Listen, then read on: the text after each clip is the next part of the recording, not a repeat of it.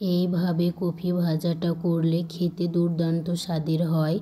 আমি নিয়ে নিয়েছি লম্বা লম্বা করে একটা বেগুন কেটে নিয়েছি, একটা আলুও কেটে নিয়েছি লম্বা লম্বা করে, নিয়ে নিয়েছি ফুলকপি, একটু দিয়ে দিয়েছি বাঁধাকপি একটু মোটা মোটা করে কেটে নিয়েছি। কড়া বসিয়ে দিলাম, তেল দিয়ে দিলাম, তাতে দিয়ে দিলাম একটা কোচানো পেঁয়াজ, তেজপাতা, গোটা জিরে, কাঁচা লঙ্কা চিরা, রসুন থেতো করা, ভাজা করে নিলাম একটু নাড়াচাড়া করে। তারপরে আমি কপি, বাঁধাকপি, ফুলকপি, বেগুন, আলু সব একসঙ্গে দিয়ে দিলাম লবণ হলুদ দিয়ে এইভাবে 5 মিনিট ধরে নাড়াচাড়া করব।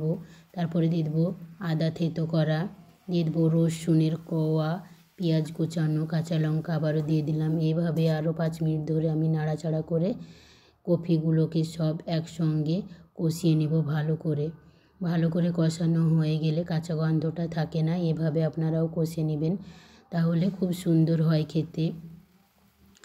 এরপরে আবার নাড়াচাড়া করে আমি এবার নর্মাল ঠান্ডা জল দিয়ে দিলাম।